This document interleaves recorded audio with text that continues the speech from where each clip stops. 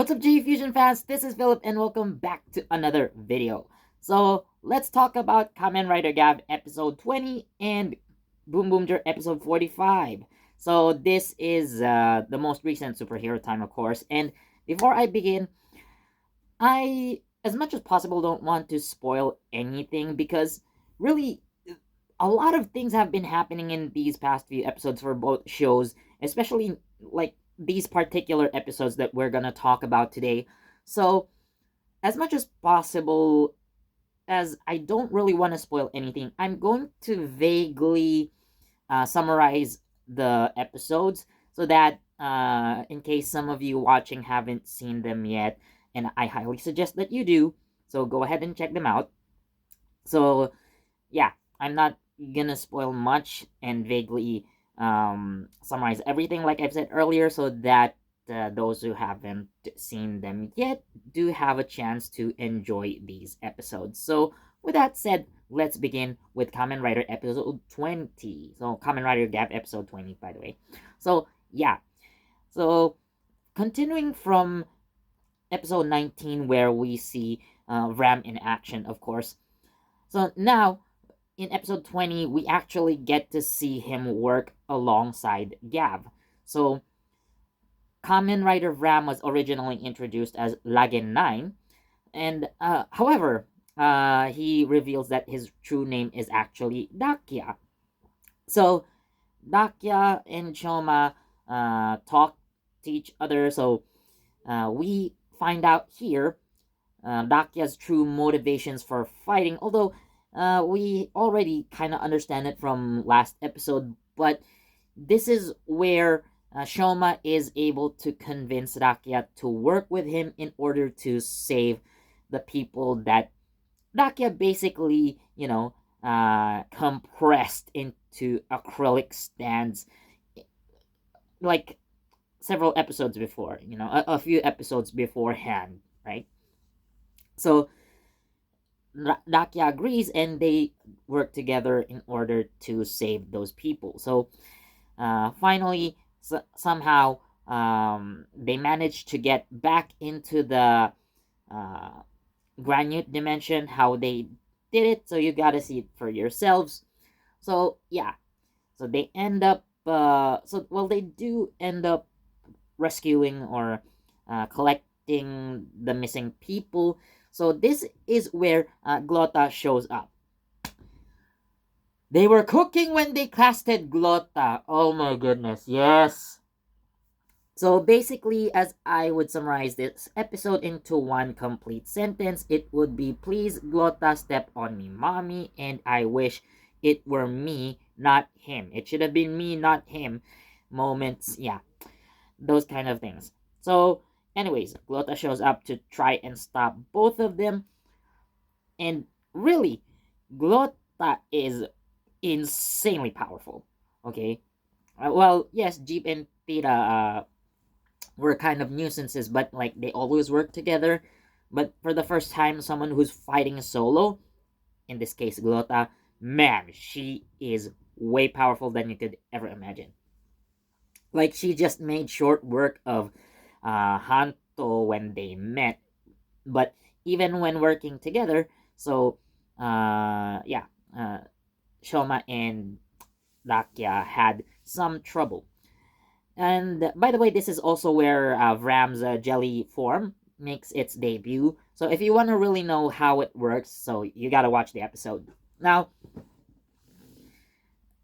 a big twist comes at the end of this episode, or rather, like a big reveal that we've kind of been waiting for. So it is something about Shoma. Now, it's also kind of connected to Hanto in a little bit. So we know that Hanto's been out of action for the past two episodes because of, his injuries. So now he's recovered, but he is confused to see why Shoma and Dakia were working together. But something slips out, and both Hanto and Dakia find out something shocking about Shoma, at the very end, leaving both of them really puzzled. So, but that's where Kamen Rider Gavv episode 20 ends. Like, I really love this like twist, not really twist, but like a reveal in the end. I mean, this is one of those, it was a matter of when and not if situations. Like, is it gonna happen? No, but when is it gonna happen type of thing. So yeah, and this would probably change the dynamic amongst the riders, particularly Shoma and Hanto going forward. So yeah, you gotta watch out for future episodes to find out how this unfolds. And again, going back to Glota, she brings in the heat. So that alone already makes like this episode for me 5 out of 5. No questions asked. Glota, mommy, please step on me. Period. So moving on to Boom Boom Jar episode 45. Now, to sum it up in another title from another franchise, it's let's say, well, we should entitle this episode In Search of the All Spark. So we all know that Bundorio is out. So we've seen it like a couple of episodes ago. And Taya has been trying his best to save Bundorio's life. So a couple of episodes ago, it was Sakito who was trying to save the day, while the rest of the Boom Boomers are trying to recover and catch their breath, and most especially Taya. So now we have Joe and Genba. So it's their turn to save the day, and they have always been like a great team together. So in one hand, Joe struggles with the fact that his former allies have now turned against him. We all know that Joe is a police officer, and the people that he worked with, he trusted with, and people he thought were kind of, like protectors, have now turned against him just because of just because of propaganda, Hashirian propaganda. And Genba, on the other hand, so he's the one who sneaks into who sneaks in the shadows in order to get something that is required to save Bundorio. Now, another key item in this episode that also kind of helps Genba in his case. So, in the previous episode, Mira receives a necklace, so which came from Princess Nicola, or actually, like maybe 2 more episodes before that. So during a legend hero appearance, so this legendary Super Sentai hero came in and gave Mira the necklace because, well, he is a space pirate. So he has been to another planet and he had returned to Earth to deliver that particular necklace to Mira. So this necklace apparently comes from Princess Nicola. And to those who don't know who Princess Nicola is, you gotta watch the movie. So, like Genba, actually, so Nicola is a princess of a planet that was overrun by the Hashiria. So she comes to Earth and enlists the aid of the Boom Boomers to help her. So with newfound resolve, she goes back to her planet to save it, and now that the Boom Boomers are in need of help, she uses her necklace. So she sends her necklace that helps them find an important item, which we will dub the All Spark. Okay, and yeah, that's a key component that could probably save Bundorio, but you just gotta see how it unfolds. Now, seeing the Boom Boomers like in their darkest moments, so yeah, I think this is not really how you say, like the point where they lose their powers, kind of. So the Boom Boomers are still able to transform. They just don't have access to their Boom Boom vehicles, so they cannot form like their robot formations. So Bundorio is out because Bundorio becomes basically the main body for any Boom Boomger Robo formation. But even though, again, individually, the Boom Boomers can use the other Boom Boom vehicles, so again, they cannot do that because